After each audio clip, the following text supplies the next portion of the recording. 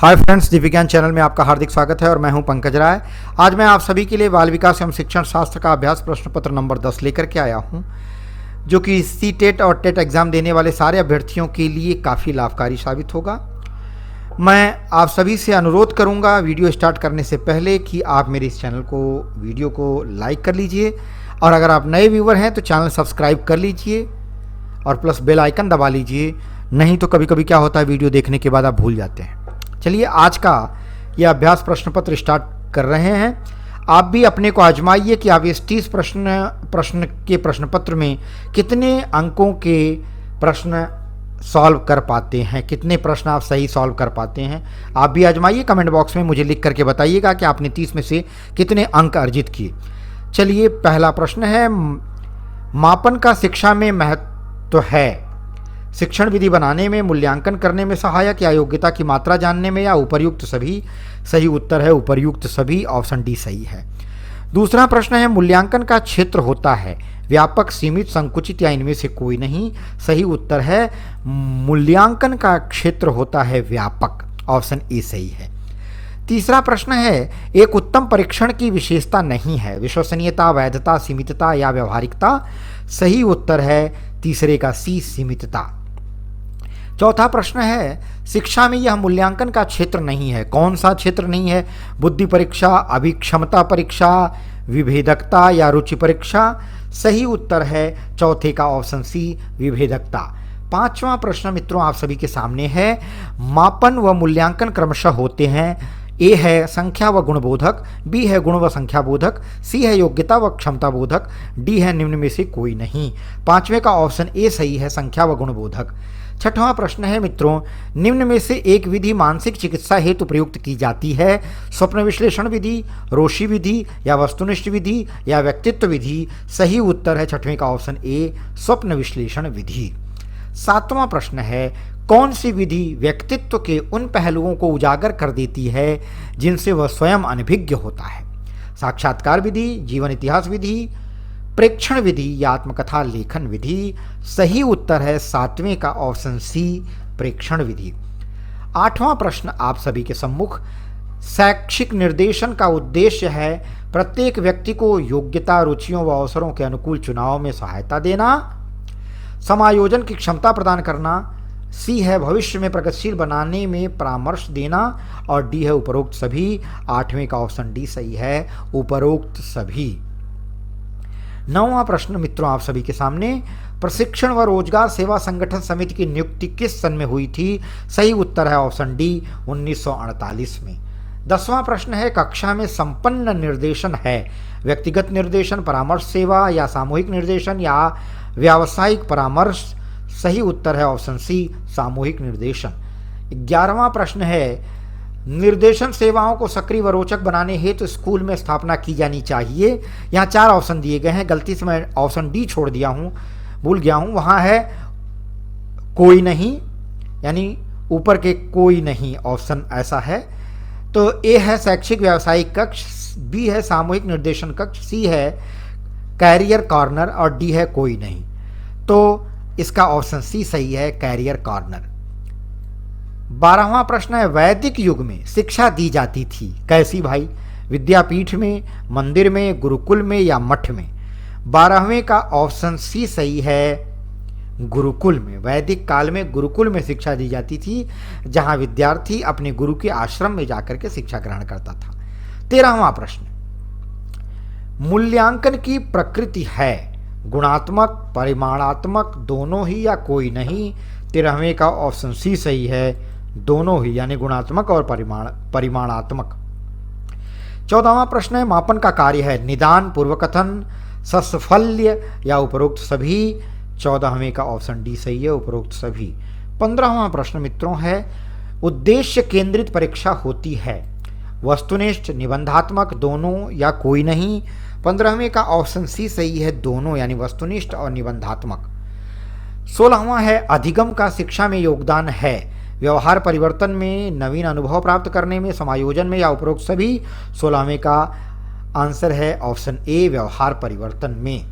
17वां प्रश्न है, John Dewey का कथन है क्या कथन है भाई? विद्यालय एक विशेष वातावरण है, या विद्यालय एक तकनीकी वातावरण है, या विद्यालय एक साधारण वातावरण है, या विद्यालय एक अनौपचारिक वातावरण है? 17वें का ऑप्शन ए सही है, विद्यालय एक विशेष वातावरण है। 18वां प्रश्न है, लर्निंग ईवी क्या है? प्रतिवेदन है, पत्रिका है, पुस्तक है या नीति है? 18वें का ऑप्शन ए सही है, प्रतिवेदन है। 19वां प्रश्न, छात्रों द्वारा शिक्षकों का मूल्यांकन आरंभ हुआ था, भारत में हुआ था या संयुक्त राज्य अमेरिका में, ऑस्ट्रेलिया में या इंग्लैंड में? कहां पर हुआ था छात्रों द्वारा शिक्षकों का मूल्यांकन? 19वें का ऑप्शन बी सही है, संयुक्त राज्य अमेरिका में। 20वां प्रश्न, छात्रों द्वारा शिक्षकों का मूल्यांकन किस सन में शुरू हुआ? अब ऊपर दिया गया छात्रों द्वारा शिक्षकों का मूल्यांकन आरंभ हुआ था किस देश में, नीचे लिखा गया है छात्रों द्वारा शिक्षकों का मूल्यांकन किस सन में शुरू हुआ। यहां छात्र शिक्षकों का मूल्यांकन करते हैं 1920 में या 1970 में या 1948 में या 1957 में? 20वें का ऑप्शन ए है, 1920 में। मतलब सोच लीजिए, जब हमारा देश आज़ाद नहीं हुआ था उसके पहले से संयुक्त राज्य अमेरिका में छात्रों द्वारा शिक्षकों का मूल्यांकन किया जाता है। 21वां प्रश्न है, छात्रों द्वारा शिक्षकों के मूल्यांकन की सिफारिश की गई मल्होत्रा समिति द्वारा, राष्ट्रीय शिक्षा नीति द्वारा, रेड्डी समिति द्वारा या अध्यापक शिक्षा परिषद द्वारा? 21वें का ऑप्शन ए सही है, मल्होत्रा समिति द्वारा। 22वां, शिक्षक व्यवहार सुधार का प्रत्यय दिया, फ्लैंडर्स ने, डीजी रामन ने, एनएल गेज ने या ओवर ने? सही उत्तर है 22वें का ऑप्शन बी, डीजी रामन ने। 23वां प्रश्न है, शिक्षण व्यवहार की प्रमुख प्रविधि है, अनुकरणीय शिक्षण, सूक्ष्म शिक्षण, दोनों ही या कोई नहीं? 23वें का ऑप्शन सी सही है, दोनों ही। 24वां प्रश्न है मित्रों, शिक्षण कौशल के विकास व सुधार की प्रविधि है, कौन सी है चारों में से? अनुकरणीय प्रशिक्षण, सूक्ष्म प्रशिक्षण, सूक्ष्म शिक्षण या प्रशिक्षण समूह या अंतः क्रिया विश्लेषण? 24वें का ऑप्शन बी सही है, सूक्ष्म शिक्षण। 25वां है, शिक्षण कौशलों का अर्थ है अनुदेशात्मक क्रियाएं, शिक्षण क्रियाएं, शिक्षण व्यवहार, उपरोक्त सभी? 25वें का ऑप्शन डी सही है, उपरोक्त यानी ऊपर दिए गए सारी चीजें शिक्षण कौशल का अर्थ है। 26वां प्रश्न है, पुनर्बलन कौशल को हम क्यों प्रयुक्त करते हैं? छात्रों के प्रोत्साहन हेतु, शिक्षण का अग्रसरण हेतु, अधिगम रुचिकर हेतु या उपरोक्त सभी? 26वें का ऑप्शन डी सही है, उपरोक्त सभी। पुनर्बलन जो हम देते हैं, रीइंफोर्समेंट हम जब डालते हैं किसी बच्चे को, तो न सिर्फ छात्रों को प्रोत्साहित करते हैं बल्कि शिक्षण को अग्रसर भी करते हैं, और जो हम टीचिंग कर रहे हैं वो भी इंटरेस्टिंग बनता है। 27वां प्रश्न, शिक्षण कौशल की कुल संख्या है 24, 23, 22 या 26?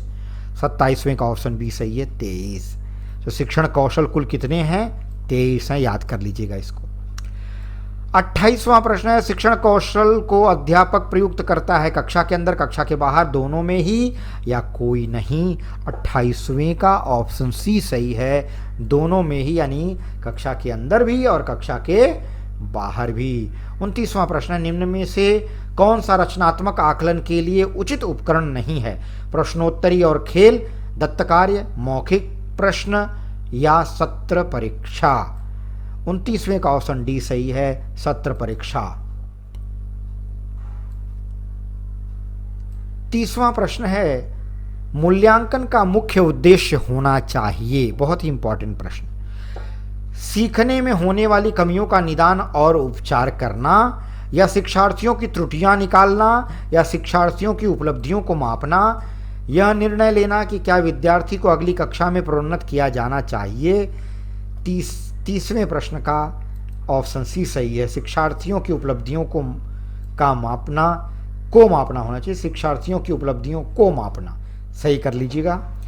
तो ये था आज का बाल विकास एवं शिक्षण शास्त्र, जिसमें 30 प्रश्न दिए गए थे। मैं उम्मीद करता हूं कि यह प्रश्न पत्र आपको पसंद आया होगा, तो अभी लाइक कर लीजिए, इग्नोर मत करिए। साथ ही अपने दोस्तों, मित्रों, सगे संबंधियों, रिश्तेदारों से, अपने खास लंगोटिया यारों से इस प्रश्न पत्र को शेयर करिए, ताकि उनको भी ज्ञान प्राप्त करने में सहायता मिले। और इसके साथ साथ अगर आप नए व्यूअर हैं तो मेरे चैनल को सब्सक्राइब कर लीजिए और बगल में घंटी बनी है बेल आइकन, उसको क्लिक कर लीजिए ताकि आपको नए अपडेट्स मिलते रहें। अगली वीडियो में फिर एक नए विषय के साथ मैं आपसे रूबरू होऊंगा। तब तक के लिए बहुत बहुत धन्यवाद।